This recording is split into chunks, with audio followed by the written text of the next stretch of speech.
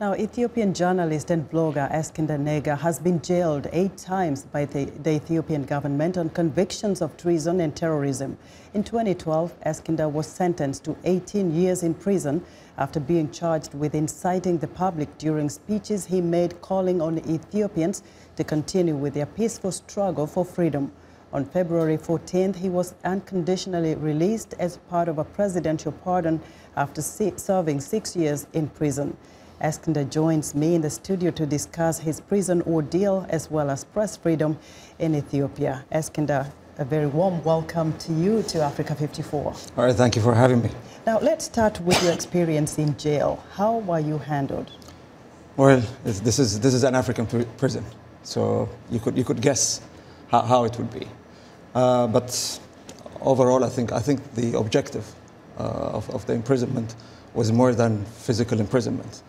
The objective is to break the spirit, and that's not specifically against me, but against all prisoners, particularly political prisoners. And in the final analysis, it did not happen. That's why I'm sitting here. My spirit is still there. But what we hear of people in jail being physically tortured. Did you experience any of that? Not this time. Were you isolated? Were you? I was in isolation cell, but this time no torture specifically against me, but against my friends.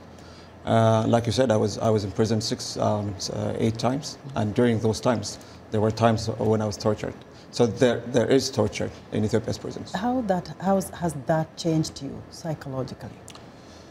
Well, let me start from where I am now at the present moment. I'm completely and 100% committed to forgiveness.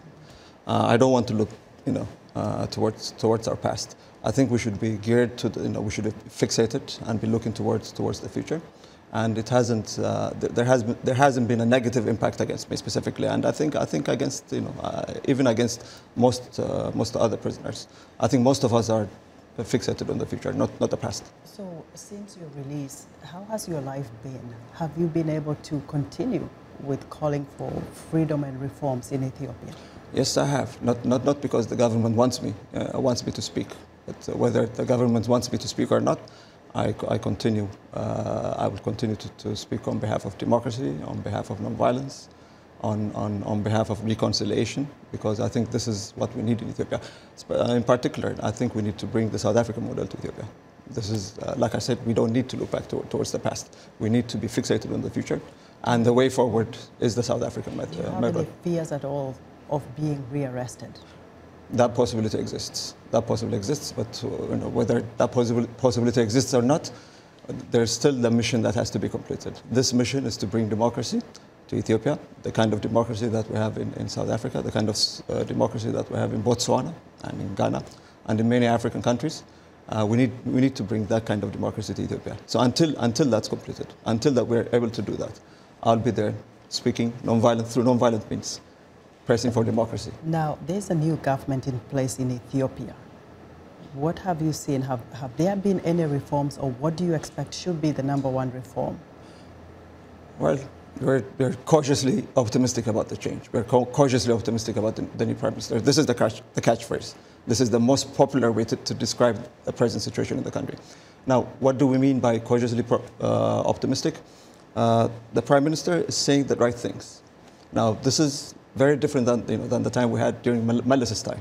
Mellis enjoyed annoying the public, going against the public opinion. But now we have a Prime Minister who looks as if though he cares what the public thinks, who cares about public opinion. And that's a change, that's a welcome change. But that's not enough, because people have demanded change. They want to see real change on the ground. Now, what needs to be done to this end? What must he do to bring real change on the ground? He needs to do 2 things. First, he needs to lift the state of emergency.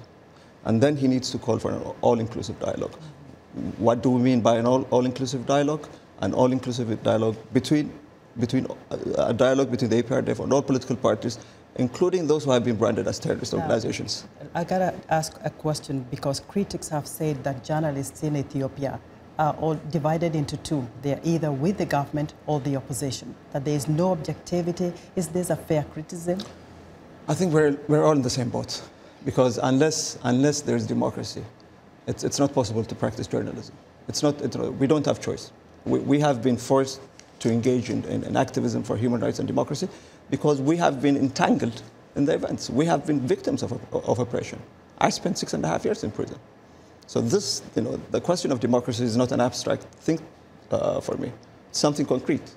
So, I think all journalists are in the same boat. We all have to, call for democracy, and we have to be activists for democracy until until we have democracy, the enabling environment that would allow us to practice journalism. Eskinder, thank you so much. You are a story of courage for press freedom and for political freedom and humanity in Ethiopia and the whole of Africa. Thank you very much for talking to us. Thank you for having me.